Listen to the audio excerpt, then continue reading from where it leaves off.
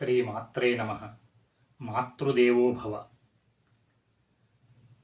తలచిన అంత మాత్రమున తల్లిని నేనియటంచు, తలచిన అంత మాత్రమున తల్లిని నేనియటంచు,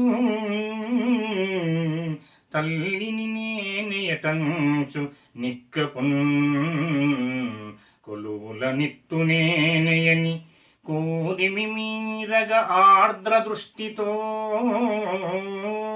కూరిమి మీరగ ఆర్ద్ర దృష్టితో వలచిన వృత్తులే ఇడుచు వాలిన భక్తిని పెంపు చేసి, నన్మలచిన అట్టి దేవతను, నన్మలచిన ఎట్టి దేవతను మాతను చేతమునందు గొల్చెదన్,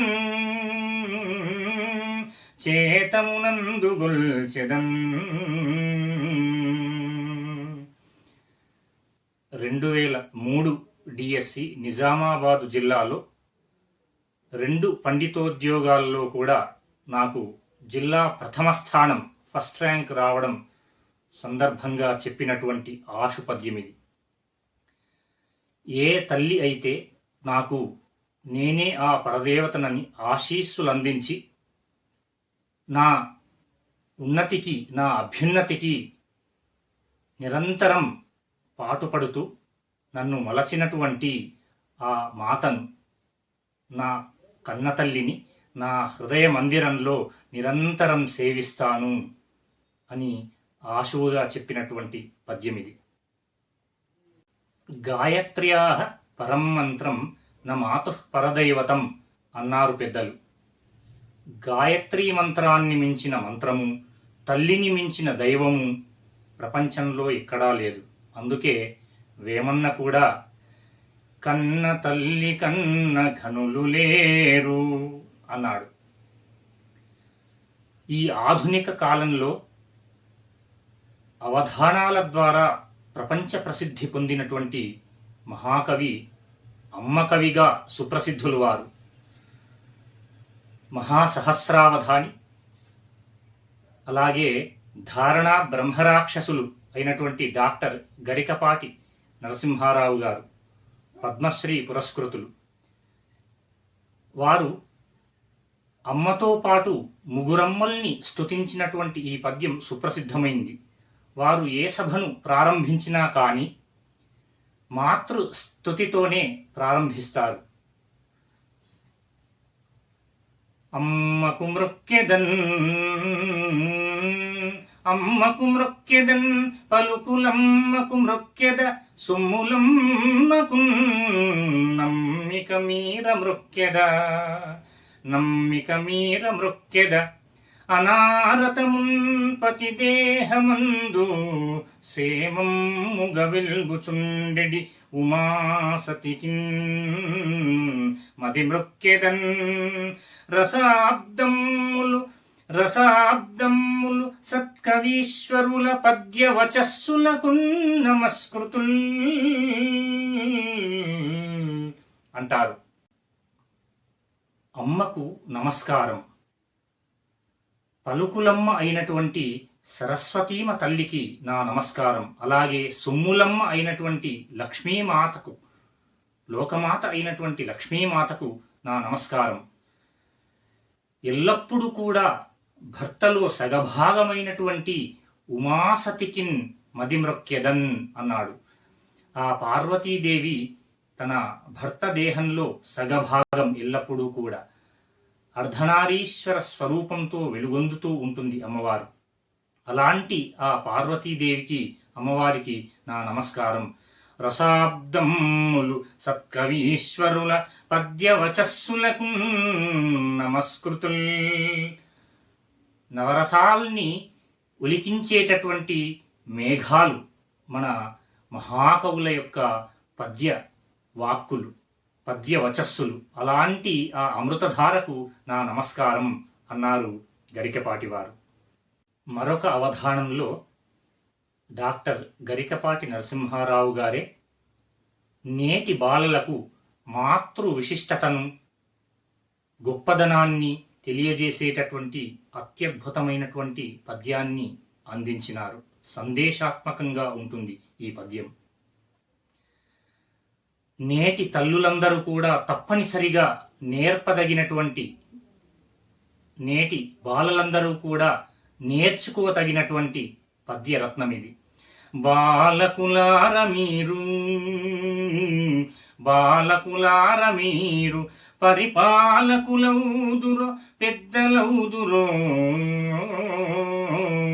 బాలకులార మీరు పరిపాలకులౌదురో పెద్దలౌదురో, శ్రీలలితా కటాక్షమున శ్రీనిధులౌదురో బోద్ధలౌదురో, కాలమెరుంగుగాని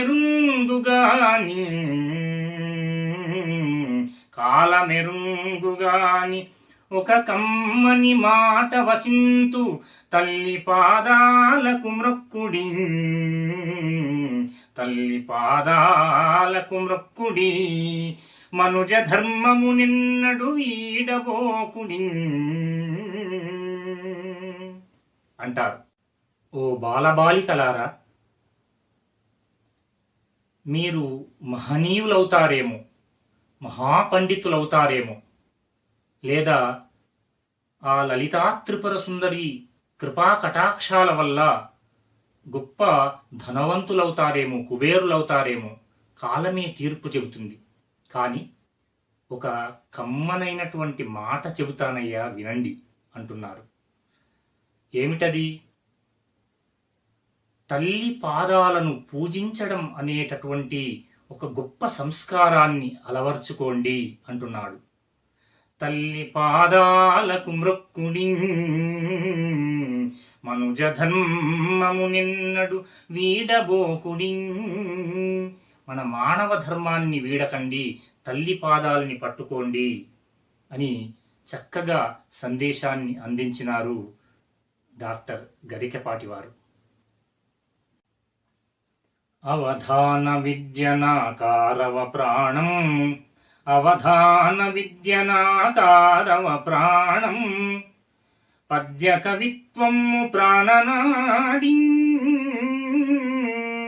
అని నిరాఘాటంగా ప్రకటించి ఆశుకవి సమ్రాట్గా, అవధాన విద్యా వాచస్పతిగా వెలుగొందినటువంటి మహానుభావులు డాక్టర్ రాళ్లబండి కవితాప్రసాద్ గారు. అవధాన విద్య ఆరంభ వికాసాలు అన్న అంశంపై ఉస్మానియా విశ్వవిద్యాలయంలో పరిశోధించి డాక్టరేట్ పట్టా సాధించినటువంటి వారు. ఉమ్మడి ఆంధ్రప్రదేశ్ సాంస్కృతిక శాఖ సంచాలకులుగా పనిచేసినటువంటి మహానుభావులు వారు. లలితా త్రిపుర సుందరి మహిమల్ని వర్ణిస్తూ త్రిపుర సుందరి మాకు ప్రసన్నమయ్యడిన్ అనే మకుటంతో కాదంబిని అనేటటువంటి శతకాన్ని రచించినారు. అందులో మొదటి పద్యం తల్లి ఎంత విశిష్టమైనటువంటిదో ఆ మాతృదేవత యొక్క విశిష్టతను ఇలా వర్ణించినారు. శ్రీలలితానుభావ వివశీకృత సాధక హృన్నివాసయై, వివశీకృత సాధక హృన్నివాసయై, హృన్నివాసయై, లాలిత భావజాలకర లాస్య మనోజ్ఞవచో విలాస వాగ్లీలను, వాగ్లీలను, లాలిత భావజాలకర లాస్య మనోజ్ఞవచో విలాస వాగ్లీలను, బ్రహ్మతత్వమవలీలగ బోధన సేయు తల్లియే, స్థూల సుశక్తి త్రిపుర సుందరి మాకు ప్రసన్నమయ్యడి, తల్లియే స్థూల సుశక్తి త్రిపుర సుందరి మాకు ప్రసన్నమయ్యడి అంటారు. తన యొక్క వాగమృత ధారల చేత ఆ పరబ్రహ్మ తత్వాన్ని అవలీలగా బోధన చేసేటటువంటి ఆ తల్లే త్రిపుర సుందరి అయి మాకు ప్రసన్నమవుగాక అని ప్రార్థించినారు రాళ్లబండివారు.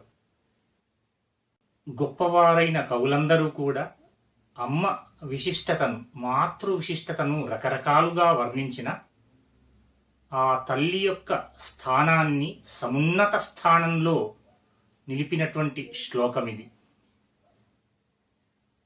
భూప్రదక్షిణ షట్కేన కాశీయాత్రాయుతేన చ సేతుస్నాన శతైర్యశ్చ తత్ఫలం మాతృవందనే. భూమిని 6 సార్లు ప్రదక్షిణ చేసిన ఎంత ఫలితం వస్తుందో, కాశీ యాత్ర అయుతము అనంటే 10,000 సార్లు, 10,000 సార్లు కాశీయాత్ర చేస్తే ఎంత పుణ్యం వస్తుందో, ఎంత ఫలితం వస్తుందో, సముద్ర స్నానం 100 సార్లు చేస్తే ఎంత గొప్ప ఫలితం వస్తుందో. ఎందుకు సముద్ర స్నానం చేయాలి అనంటే, పరమ పవిత్రమైనటువంటి నదీమ తల్లులన్నీ సముద్రంలో వెళ్ళి కలుస్తాయి. నదీనాం సాగరోగతి అన్నారు. అలాంటి పరమ పవిత్రమైనటువంటి నదులన్నీ కలిసే చోటు ఇంకా పరమ పవిత్రమైనటువంటిది సముద్రం. ఆ సముద్ర స్నానము కుంభమేళా మొదలైనటువంటివి చేస్తూ ఉంటాం. అలాంటి సముద్ర స్నానం 100 సార్లు చేస్తే ఏ ఫలితం వస్తుందో, హృదయపూర్వకంగా మన కన్నతల్లిని నమస్కారం చేస్తే ఈ అన్ని ఫలితాలు కూడా వస్తాయట. మరి నేటి ఈ మాతృమూర్తులంతా కూడా మీ పిల్లలకు ఇలాంటి సంస్కారాన్ని నేర్పాల్సిందిగా కోరుతూ నమస్కారం. శ్రీమాత్రే నమః.